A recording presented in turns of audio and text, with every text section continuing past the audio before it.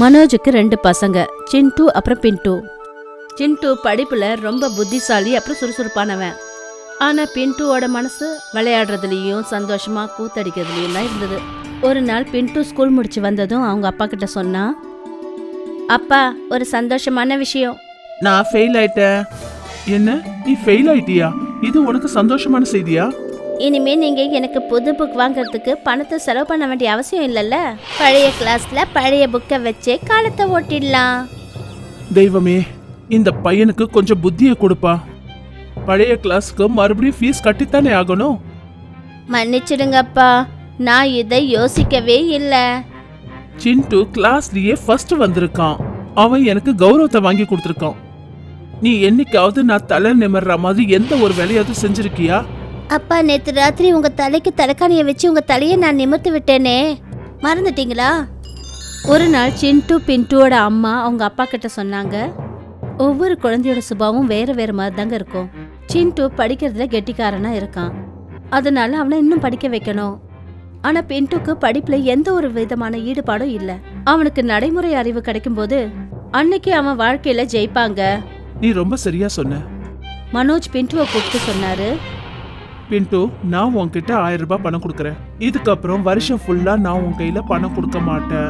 இந்த வருஷம் இந்த 1000 ரூபாவை நீ இன்வெஸ்ட் பண்ணி இன்னும் பணத்தை நீ சம்பாதிக்கணும். அப்புறம் இந்த வருஷத்துக்கான முழு செலவையும் நீ தான் பாத்துக்கணும். பின்ட்டுக்கு 1000 ரூபாய் கிடைச்சோன்னு ரொம்ப சந்தோஷப்பட்டான். ஆனா இந்த வெறும் 1000 ரூபாவை வச்சு வருஷம் ஃபுல்லா அவனுடைய செலவை எப்படி பாத்துக்கிறதுன்னு தான் அவனுக்கு புரியவே இல்லை. பின்ட்டு கிராமத்தை சுத்துறதுக்காக வெளியில போனான். அப்போ ஒரு விவசாயி வயல்ல வேலை செஞ்சுட்டு இருந்ததை அவன் கவனிச்சான். நம்ம கிட்ட கூட தான் ஒரு வயல் இருக்கு, அப்பா அதுல எந்த வேலையும் பார்க்க மாட்டேங்கிறாரு. நம்ம வயல்ல ஏதாவது விதைப்போம், அப்புறம் அதை கொண்டு போய் மார்க்கெட்ல நல்ல விலைக்கு விற்போம். பின்ட்டு விதை வாங்குறதுக்காக மார்க்கெட் போனான். துரதிருஷ்டவசமா அவன் ஒரு கேடி அப்புறம் மோசமான கடைக்காரங்கிட்ட அவன் போனான். அந்த கடைக்காரன் பின்ட்டுவை ஒரு அப்பாவின்னு நினைச்சுக்கிட்டு அவன் கத்திரிக்காய் வேஸ்டான விதைய அவன்கிட்ட கொடுத்தான். பின்ட்டு கத்திரிக்காய் செடி வச்சப்ப அதுல விளைஞ்ச கத்திரிக்காயெல்லாம் கெட்டு போன கத்திரிக்காவா விளைஞ்சது. என்னோட உழைப்பெல்லாம் வேஸ்டா போயிடுச்சுன்னு நினைக்கிறேன். இந்த பூச்சி பிடிச்ச கத்திரிக்காவை யாருமே வாங்க மாட்டாங்களே. அவன் அந்த கத்திரிக்காய் செடியை அப்படியே விட்டுட்டான். அப்புறம் ரொம்ப வெறுப்பா நதிக்கரைக்கிட்ட போய் உட்காந்துருந்தான். அப்ப அங்க நிறைய ஜனங்க இந்த கிராமத்தை விட்டு அடுத்த கிராமத்துக்கு போறத அவன் கவனிச்சிட்டு இருந்தான். அப்புறம் அவங்க நதிக்கரையை கடக்கிறதுக்காக ரொம்ப நேரம் காத்துட்டு இருந்ததை அவன் கவனிச்சான். ஏன்னா அந்த நதியில ஒரே ஒரு படகு தான் இருந்துச்சு. பின்ட்டு மிச்சம் இருந்த பணத்துல ஒரு படகு வாங்கினான். அப்புறம் ஜனங்களை இந்த கரைக்கு அந்த கரைக்கு கொண்டு போய் விட்டான். நதியை கடந்து போறதுக்காக பின்ட்டு ரொம்ப கஷ்டப்பட்டான். ஆனா வருமானமும் ரொம்ப கம்மியா இருந்துச்சு. அவனால நாள் முழுக்க வேலை செஞ்சா கூட 100 ரூபாய் சம்பாதிக்க முடியல. ஒரு நாள் அவன் வயலுக்கு திரும்பி வந்து பார்த்தப்ப அவனோட வயல்ல இருந்த கத்திரிக்காய்லாம் யான் அளவுக்கு பெருசா இருந்துச்சு.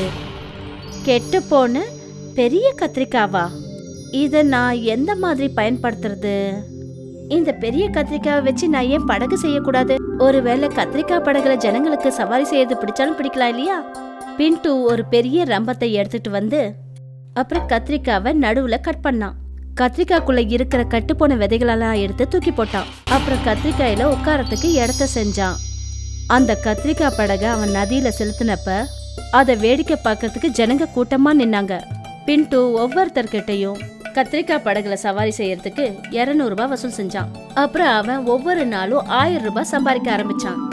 ஒரு கத்திரிக்காய் தண்ணீர இருந்து கெட்டு போனதுக்கு அப்புறம் பின்ட்டு வயல்ல இருந்து இன்னொரு கத்திரிக்காய் எடுத்துட்டு வருவான். அப்புறம் அதை படகா செஞ்சான். ஏன் இந்த கத்திரிக்காய் படகா மட்டும் இருக்கணும்? இந்த கத்திரிக்காயில நான் ஒரு குடிசை செஞ்சுட்டேன்னா அதுல ஜனங்கள்லாம் வந்து தங்குவாங்கல்ல. இந்த தடவை பின்ட்டு என்ன பண்ணான்னா கத்திரிக்காயில பாதி மொத்தமா கட் பண்ணாம அந்த கத்திரிக்காய் மொத்தத்தையும் எப்படி கட் பண்ணானா அந்த கத்திரிக்காயில படகு மட்டும் இல்லாம ஒரு குடிசையையும் செஞ்சான்.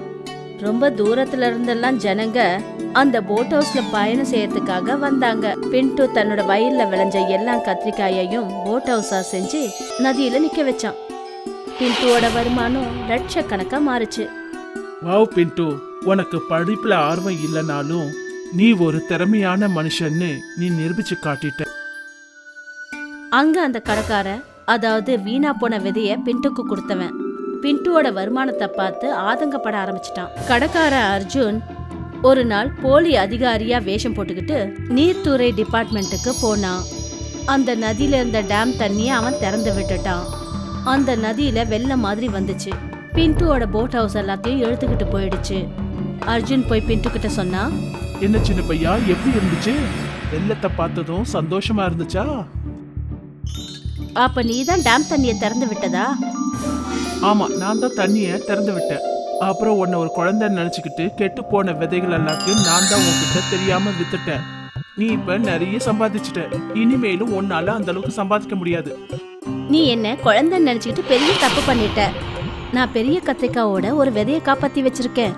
மறுபடியும் இந்த கத்திரிக்காவை என்னால விதைக்க முடியும். அப்புறம் நீ சொன்னதை அப்படியே நான் இந்த மொபைல் போன்ல ரெக்கார்ட் பண்ணிட்டேன்.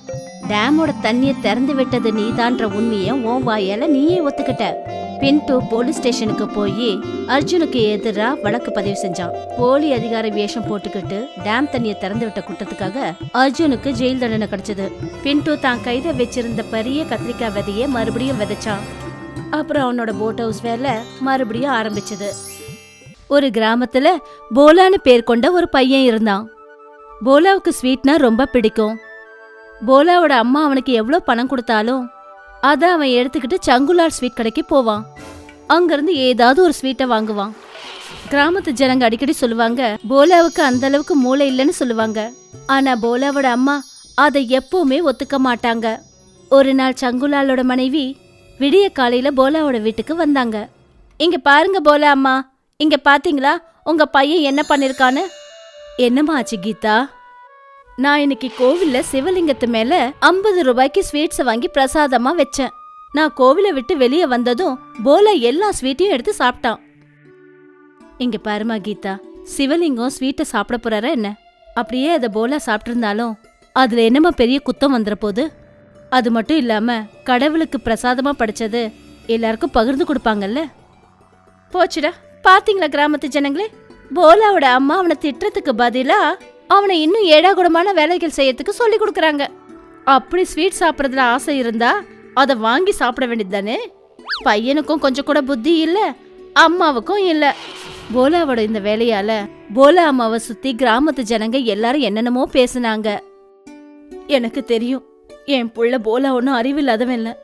ஈஸ்வரா, கிராமத்து ஜனங்க பேசுறத கேக்குற சக்தியை எனக்கு கொடுப்பா. அம்மா, நீ தினமும் கடவுள்கிட்ட என்னம்மா சொல்ற? கண்ணா, நான் கடவுள்கிட்ட பிரார்த்தனை பண்றேன். உண்மையான பிரார்த்தனை என்னைக்கும் வீண் போகாதுப்பா. ஒரு நாள் ஜங்கு ஸ்வீட்காரர் ரசகுல்லா செஞ்சாரு. போலா அந்த ரசகுல்லாவை பார்த்ததும் அவனோட நாக்கு ஊற ஆரம்பிச்சிருச்சு. அவன் கடைக்கு போய் சொன்னா, சித்தப்பா, எனக்கு 10-12 ரசகுல்லா கொடுக்குறீங்களா?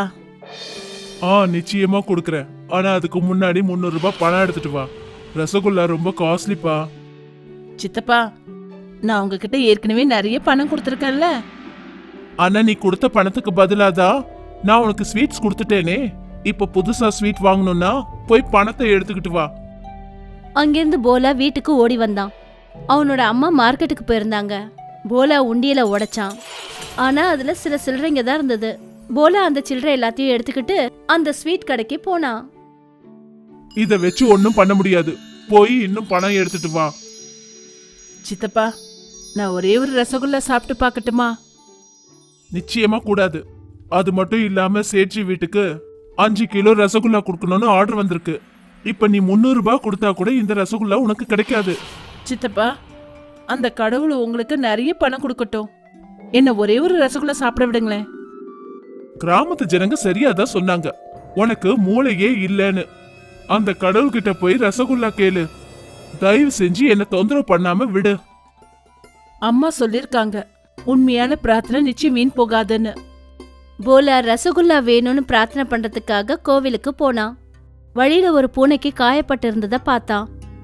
போலா கோவிலையும் ரசகுல்லாவையும் மறந்துட்டான். அவன் பூனைக்கு அடிப்பட்ட இடத்த சுத்தம் பண்ணி அதுக்கு பேண்டேஜ் போட்டு விட்டான். அப்பதான் ஒரு லேடி அங்க வந்தாங்க. தேங்க்யூ கண்ணா, இது என்னோட பூனை தான். வீட்டை விட்டு வெளியே வந்துடுச்சு. வர வழியில யாரோ இதோட காலை உடைச்சிட்டாங்கன்னு நினைக்கிறேன். ஆமா, நீ யாரு? எங்க போய்கிட்டு இருக்க? என்னோட பேரு போலா. எனக்கு ரசகுல்லா வேணும்னு கோவில்ல பிரார்த்தனை பண்ணிக்க போறேன். எங்க அம்மா சொல்லிருக்காங்க, உண்மையான மனசோட பிரார்த்தனை செஞ்சா வேண்டுதல் நிறைவேறுமா. உங்க அம்மா உண்மையை தான் சொல்லிருக்காங்க. அந்த லேடி போலாவோட கைகளை தன்னோட கண்கள்ல வச்சாங்க. அப்புறம் அவங்க பூனையை எடுத்துக்கிட்டு அங்கிருந்து போனாங்க. போலா தன்னோட வீட்டுக்கு வந்தபோது அவனோட வீட்டு வாசல்ல ரசகுல்லா மழை பெஞ்சத அவன் கவனிச்சான். போலா, சீக்கிரமா வா. இங்க பாத்தியா, நம்ம வாசல்ல ரசகுல்லா நிறைஞ்சிருக்கு. நான் வீட்ல எல்லா பாத்திரத்திலயும் ரசகுல்லாவை நிறைச்சி வச்சுட்டேன். இப்போ நீ எவ்வளவு வேணாலும் ஸ்வீட் சாப்பிடலாம். போலாவும் அவனோட அம்மாவும் நிறைய ரசகுல்லா சாப்பிட்டாங்க. அம்மா, நம்மால இவ்ளோ ரசகுல்லாவை சாப்பிட முடியாது. அப்புறம் மழையும் நிக்காம பெஞ்சிட்டு இருக்கு. இப்ப நாம இத விற்க ஆரம்பிக்கணும். சரியா சொன்ன. போலாவும் அவனோட அம்மாவும் அவங்க வீட்டு வாசல்லயே ரசகுல்லா கடைய ஆரம்பிச்சாங்க. நிறைய பேர் வந்து வாங்கினாங்க. அவங்களுக்கு நிறைய ப்ராஃபிட் கிடைச்சது. இத சந்துவோட மனைவி பார்த்ததும் அவளுக்கு ரொம்ப பொறாமையாயிடுச்சு. அவ சங்கு கிட்ட சொன்னா, என்கிட்ட ஒரு யோசனை இருக்கு. போலாவோட வீட்ல பெய்யற அந்த ரசகுல்லா மழை அப்புறம் நம்ம வீட்ல பெய்ய ஆரம்பிச்சிரும். சங்குவோட மனைவி சங்குவோட காதுல எதையோ சொன்னா. மறுநாள் போலாவும் போலாவோட அம்மாவும் தூங்கி எழுந்தப்ப அப்ப அவங்க பார்த்தாங்க, அவங்க வீட்டு வாசல்ல ரொம்ப ஒசரத்துல ஒரு பெரிய டென்ட் கட்டி இருந்தது. அந்த ரசகுல்லா எல்லாம் பூமி வரைக்கும் வரவே இல்ல. எல்லா ரசகுல்லாவும் டென்ட்டுக்கு மேலேயே விழுந்துட்டு இருந்தது. சந்துலால் டென்ட்டுக்கு மேல விழுந்த எல்லா ரசகுல்லாவையும் தன்னோட கடைக்கு எடுத்துட்டு போனாரு. ஆமா, நீங்க ஏன் இப்படி பண்றீங்க? யாரை கேட்டு இந்த டென்ட்டை நீங்க கட்டினீங்க? வீட்டு வாசல் உன்னோடதா இருக்கலாம், ஆனா அதுக்கு மேல இருக்கிற ஆகாயம் உனக்கு சொந்தமா என்ன? அது மேல எல்லாருக்குமே உரிமை இருக்கு. தலைவர்கிட்ட கேட்டுக்கிட்டு தான் இந்த டென்ட்டை நான் இங்க கட்டினேன். போலாவோட அம்மா தலைவரை பார்க்க போனாங்க. ஆனா தலைவர் அவங்க சொன்னதை எதையுமே கேட்கல. ஏன்னா சங்கு தலைவர்கிட்ட முன்னாடியே பணத்தை கொடுத்துட்டான். போலாவோட வியாபாரம் நின்னு போச்சு. அப்புறம் சங்கு அந்த ரசகுல்லாவை நிறைய இடத்துல வியாபாரம் பண்ணான். போலா கவலையோட அந்த மாயக்காரமாவை தேடினான். அவங்க கிட்ட அவன் எல்லா விஷயத்தையும் சொன்னான். அந்த அம்மா போலாவோட காதுல ஏதோ சொன்னாங்க. மறுநாள் கிராமத்து ஜனங்க எல்லாம் தூங்கி எழுந்ததும் எல்லாருடைய வீட்டு வாசலுக்கு மேலேயும் ஒரு டென்ட் இருந்துச்சு. அந்த டென்ட் எல்லாம் நெருப்பு பிடிச்சு எரிஞ்சிட்டு இருந்தது. அந்த மொத்த கிராமமே அதிர்ந்து போயிடுச்சு. அடராமா, இந்த வேலையை செஞ்சது யாரு? இந்த வெயில் புகையால செத்துக்கிட்டு இருக்கோம். நான் ஏன் இப்படி பண்ணேன்? வீட்டு வாசலுக்கு மேலே இருக்கிற ஆகாயத்துல அந்த வீட்டுல இருக்கிறவங்களுக்கு உரிமை இல்லைன்னா எனக்கு விருப்பப்பட்டதை நான் செய்வேன். நீ எங்க வீட்டு வாசல்ல டென்ட்டை போட்டு அதுல விழுந்த ரசகுல்லாவை எடுத்துக்கிட்ட. அப்புறம் நான் மத்தவங்க வீட்டு வாசல்ல டென்ட்டை போட்டு நெருப்பு வச்சேன். கிராமத்து ஜனங்க சங்குலால் மேல கோவப்பட்டாங்க.